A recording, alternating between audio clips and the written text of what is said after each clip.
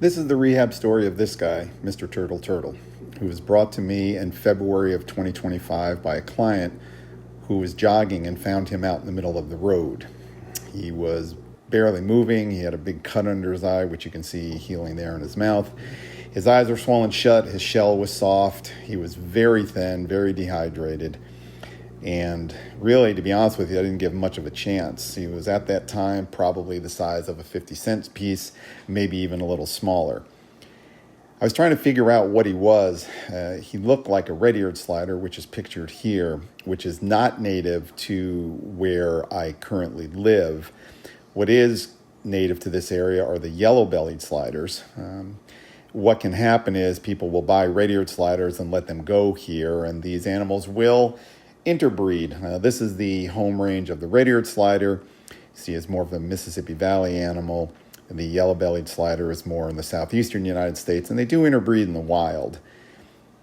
At first, I kept them in a cement tub like this with towels and a heat lamp and a UV light, and would soak him a couple of hours a day so he could drink and get his strength back. Eventually, he graduated to this tank, which is a 3.5-gallon tank, where he remained for a couple of months. He began to eat finally. His eyes opened up. But I thought it finally gotten to the point where he needed a little bit more room to strengthen his legs and continue growing. So it was time to upgrade to this 20-gallon tank, which was sort of a terrarium setup that I had for a couple of oriental fire-bellied toads. That is pool filter sand, and it had pothos in there, and it was a good setup for these frogs that had lived in there for about 4 years. And there's Mike. He was left, Mike and Elle. Elle unfortunately passed away, so Mike was ousted.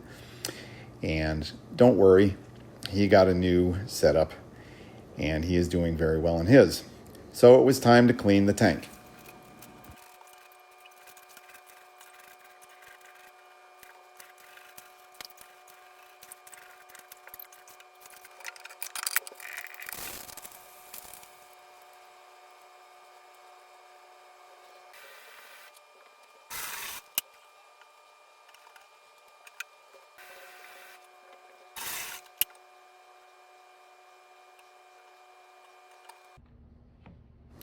From the old tank, I added the Java moss and the lava rocks. The Java moss will provide some shelter and will also help filter the water. The lava rocks harbor the nitrifying bacteria to keep the water clean.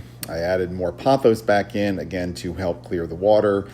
His platform is UV light and a sponge filter. This, again, is going to be a close-up of the wound that was on his head, which I don't know if it's going to fill in all the way or not, but it's a lot better than what it was. There's the left side, which the commissure of his mouth, which looks kind of normal, and there's where the wound was, which is filled in.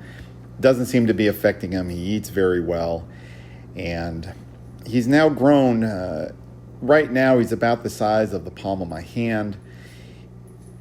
My original hope was to get him back out in the wild, but again, I do believe this is a hybrid animal.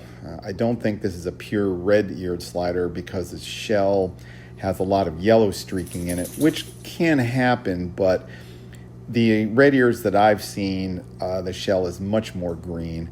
There we are trying to eat a ram's horn snail, which I do put in the tank for keeping the tank clean, but also for snacks. He's got plenty of room in here now.